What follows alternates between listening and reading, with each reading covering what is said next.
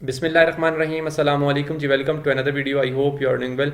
सो आज की इस वीडियो में मैं आपसे लेटेस्ट अपडेट जो है वो शेयर करने जा रहा हूँ। जो अभी FDEST के जो टेस्ट कंडक्ट किए जा रहे हैं ईद के बाद, उनके सिलेबस के हवाले से, क्योंकि बहुत ज़्यादा कन्फ्यूजन कैंडिडेट्स में पाई जा रही है और सब के सब जो हैं वो कन्फ्यूज हैं कि क्या सिलेबस हम कौन सा फॉलो करें। लास्ट टाइम वाला सिलेबस जो HEC ने कंडक्ट किया था वो फॉलो करें या अभी कमिंग जो फेडरल बोर्ड ने डेपुटेशन का टेस्ट लिया है उसका सिलेबस फॉलो करें।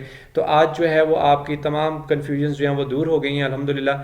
फेडरल बोर्ड ने सिलेबस जो है वो अनाउंस कर दिया। आप अपनी स्क्रीन पे देख सकते हैं, ये मैंने फेडरल बोर्ड की वेबसाइट ओपन की है जहाँ से आप अपनी रोल नंबर स्लिप डाउनलोड करते हैं। ये वही वेबसाइट है, ठीक है। आप बेशक इसको लिंक मैं आपको दे दूंगा डिस्क्रिप्शन पे, आप वहाँ से डायरेक्टली इसको ज्वाइन कर लीजिएगा। या ये नहीं तो आपको जो मैसेजेस आए हैं फेडरल डायरेक्टरेट ऑफ एजुकेशन की तरफ से, तो उसके ऊपर अगर आप उस लिंक के ऊपर भी अगर आप क्लिक करेंगे तो आपके सामने यही वाला पेज ओपन होगा, ठीक है।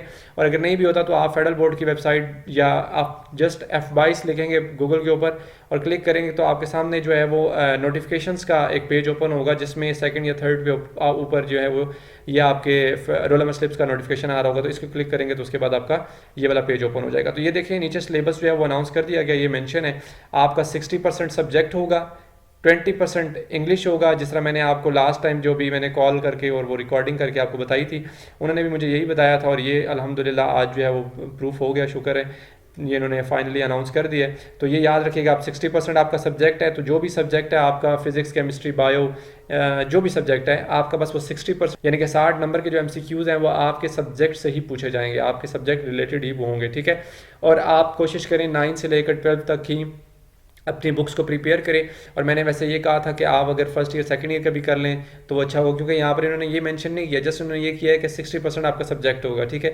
यहाँ ये कोई मेंशन नहीं है कि आप 9 से 12 तक करें। बट इसलिए कह रहा हूँ क्योंकि अभी रिसेंटली जो टेस्ट उन्होंने लिया फेडरल बोर्ड ने, तो उन्होंने 9 से 12 तक की जो बुक्स थी उसके अंदर से ही जितने भी क्वेश्चन थे वो किए गए थे, तो इसलिए कह रहा हूँ। बट ये है कि आप ये है कि 9 से 12 तक कर लें और साथ में अगर आप हायर क्लासेस की कर लेते हैं तो चलें, आपके लिए एक लर्निंग पॉइंट ऑफ व्यू से भी बेहतर है। और वैसे भी ठीक है, अल्लाह अगर उसमें से आ जाए तो कोई इशू नहीं होगा आपको, ठीक है। बाकी ये है कि आपने एनालिटिकल और वर्बल रीजनिंग को आप छोड़ देना, ठीक है, वहां से कुछ भी नहीं आएगा। अच्छा, उसके बाद 20% आपका जो है वो इंग्लिश का पोर्शन होगा मस्ट, और जो उसके बाद है आगे 20% जर्नल होगा। अब जर्नल के अंदर देखिए सारे सब्जेक्ट्स आ जाते हैं। जर्नल सब्जेक्ट्स मीन्स होते हैं कि आपका जो है वो करंट अफेयर्स भी है, हिस्ट्री भी है, जियो भी है, इस्लामिक स्टडीज़ है, पाकिस्तान स्टडीज़ है। मतलब इसमें से वो 5-5 नंबर के आई गेस, या इसी तरह 2-2 4-4 5-5 नंबर के MCQs या पेडागोजी भी इसी के अंदर होता है, ठीक है। तो उससे रिलेटेड भी क्वेश्चन आपके इसी के अंदर पूछे जाएंगे।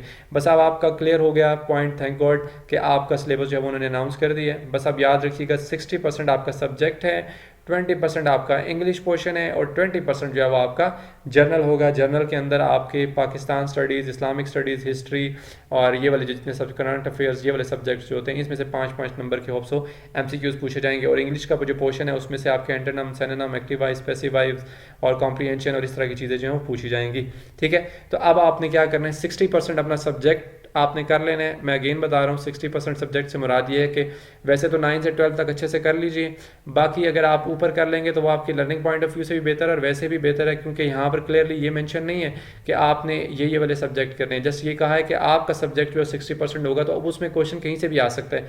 तो आपने बेहतर ये है कि आप 9 से 12 तक तो रहें, बट उसके बाद जो उससे ऑनवर्ड जितने भी हैं बाकी क्लासेज है, ग्रेजुएशन और मास्टर है, तो उसमें भी अगर आप उसको भी एक दफ़ा गो थ्रू कर लेंगे तो आपके लिए ये कह लें कि बहुत बेहतर हो जाएगा, ठीक है।